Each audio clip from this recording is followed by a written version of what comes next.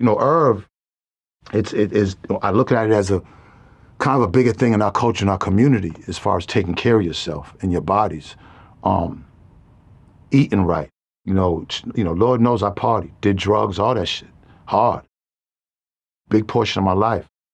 A lot of the drugs like heroin, cocaine, Molly, stuff like that, these have long-term effects on you.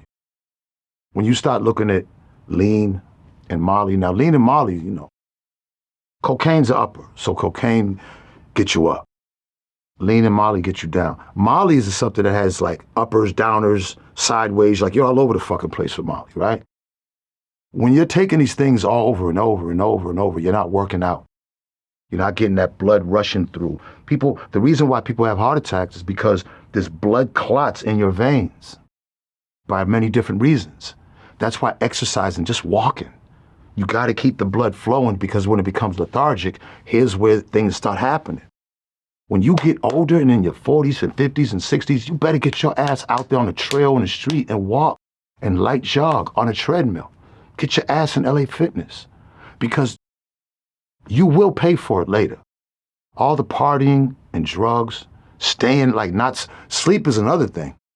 You don't get sleep when you're doing drugs and everything. Your whole insides are it's only a matter of time before that bitch is gonna stop. And not just Irv, but a lot of us, we party hard. And it's not too late to turn it around. I don't know if Irv was taking the necessary precautions. I guess it was too late. I don't know if he was going to the gym. But Irv partied hard. He was a party animal. Drugs in the industry and clubs and just our culture is almost just as Kentucky Fried Chicken or as Popeyes.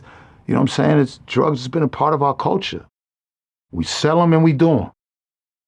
And if you don't come to your terms with your health, then believe me, your health will come to terms with you.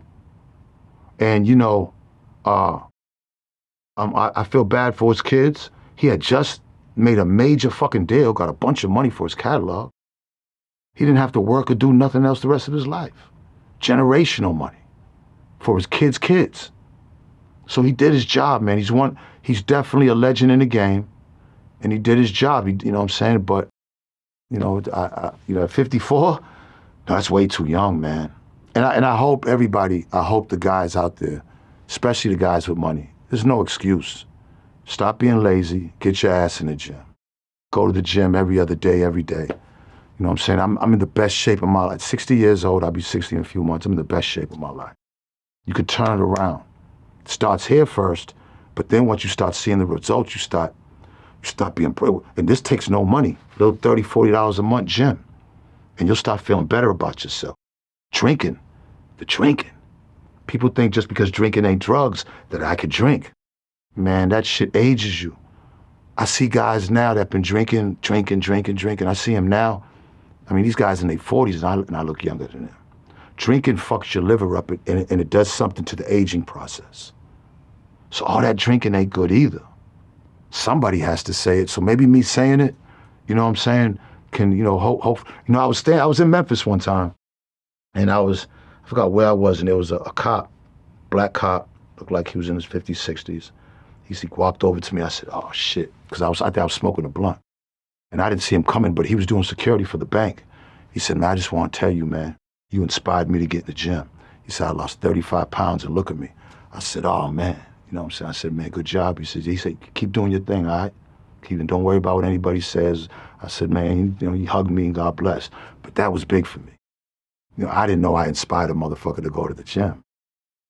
And I know that that's worth more now. When you can actually, when people actually, you help them in a way, you can't put a price on that. And that's why I would love to see 50 change, because, man, he would be such a help to the community, because so many people follow him, especially these young guys. These young guys need better role models, man. We need it. In 2025, the word isn't getting across to these guys. It was getting across to us in the 80s, 70s, and 60s. It still was. These guys ain't, you got a Farrakhan, Farrakhan, man, you got his flowers, how many lives of black men from the streets that he saved, not changed, saved. This is the type of shit that the rappers now are the Farrakhan's, and they don't even know it. You know, and if you could somehow, with everything else you're doing, just throw a little bit of word in there for these guys, man, you could help so much more. And, you know, you just can't put a price on that. Don't cost nothing. I couldn't agree with you more.